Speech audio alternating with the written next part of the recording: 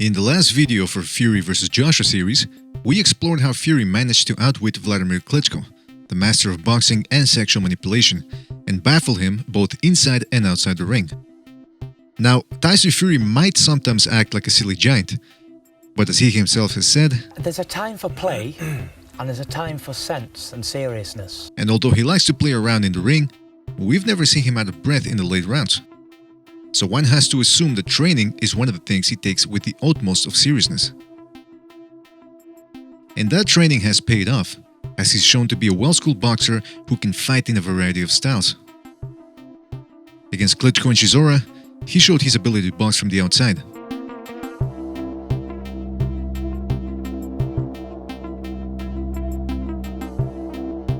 Meanwhile, against Cunningham and Wallin, he opted for a more aggressive approach by taking the fight to his opponents and displaying cunning inside work.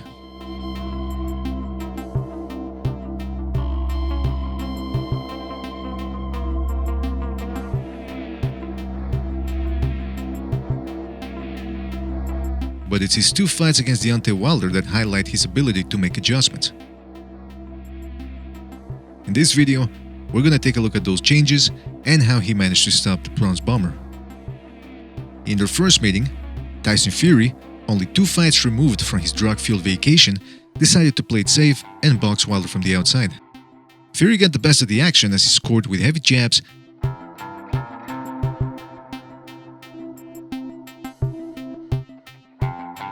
and repeatedly made Wilder miss.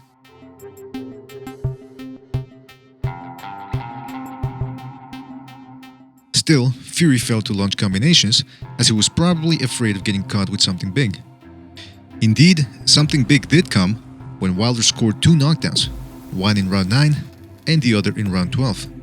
Those 2 falls were enough for Judge Phil Edwards to score the fight a draw, thus creating a disputed tie. Now on paper, Fury's game plan made sense: stay away from Wilder's power and exploit his lack of fundamentals with feints and footwork. And despite having achieved success with that strategy, Fury and his team went on to note that the Bronze Bomber could mount a successful counterattack when backing up.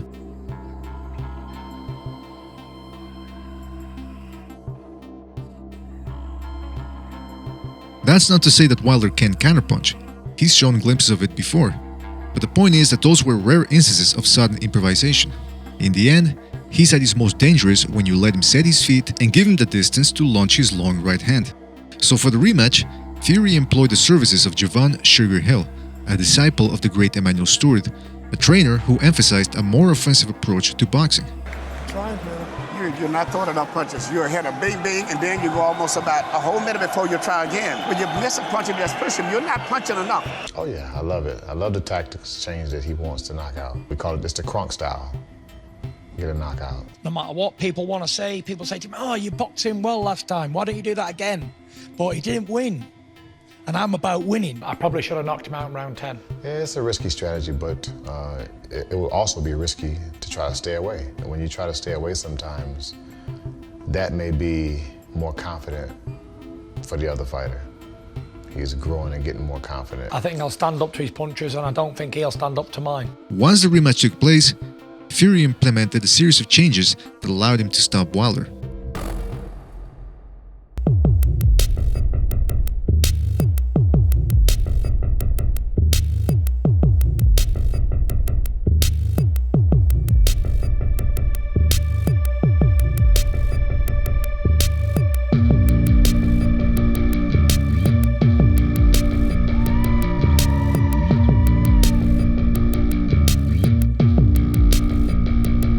The first tactic involved changing his weight.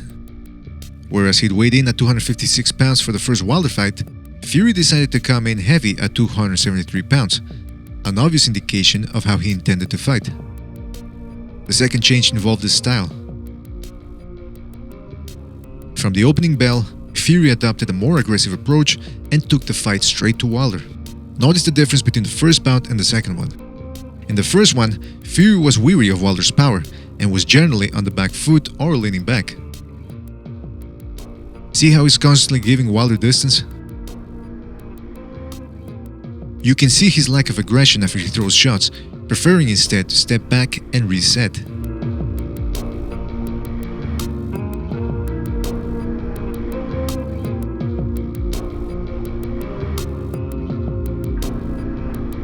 rematch, his demeanor changed. Now he shifted his weight forward as he advanced, and when Wilder would punch, he would take a small step back before quickly reapplying pressure.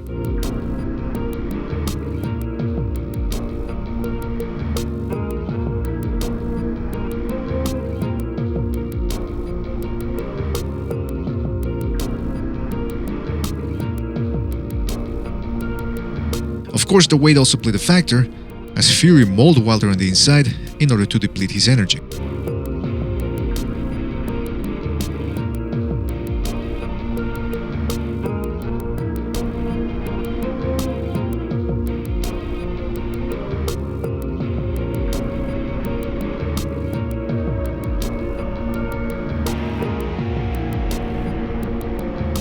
The third change came by cutting the ring off. Wilder has a tendency to lean away from his opponents and to pivot away from them. The problem is that he leans back way too much, and that position leaves him unable to mount a successful counterattack. In the first fight, Fury was hesitant to press on and would simply follow Wilder around, allowing the bronze bomber to pivot away.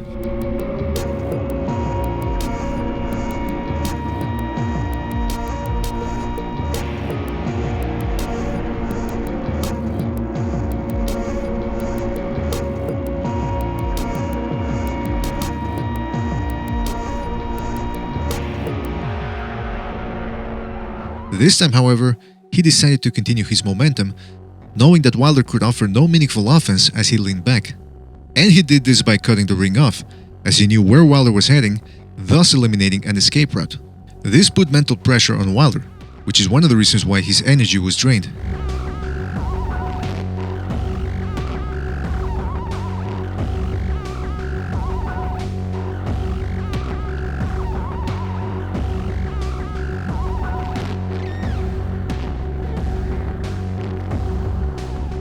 Again, compare his attacks from the first to the second fight.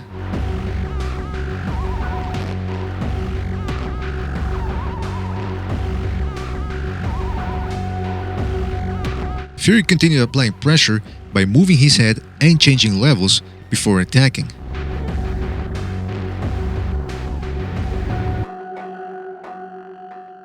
Just like in the first fight, his jab was a key weapon, except this time he continued to barge forward after snapping Wilder's head back.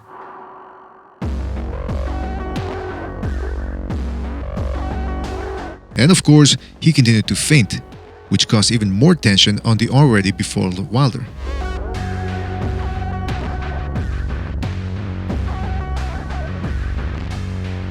Fury's power punches also appeared tighter. Whereas he was reluctant to overcommit in the first fight, here Fury launched more right hands and even straightened out a couple, something we hadn't seen much of in the past. He also tapped Wilder's body in order to set up his offense upstairs, something that was missing in the first fight.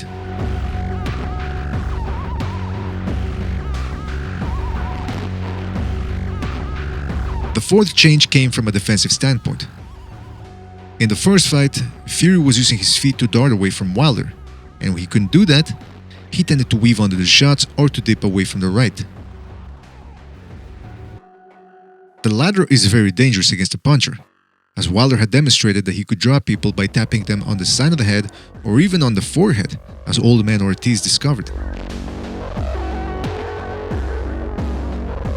In the first fight, Fury essentially gave away those knockdowns, as he gave Wilder the time and the space to set up his right hand. In the second one, Fury would have none of it. Here he extended his arms and rolled away from the shots. This allowed him to quickly reset and to reapply pressure.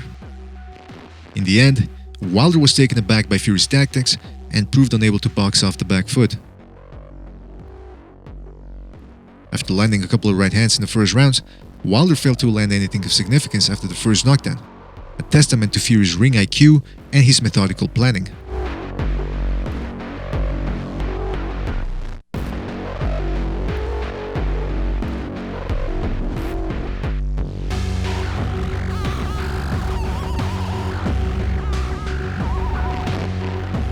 So what game plan will Fury implement coming into this mega fight? Can AJ match Fury's power of adaptability? Or will he go down again? Let us know in the comment section below. Don't forget to like, subscribe, and we'll see you on the next one. Take it easy, folks. Thanks for watching.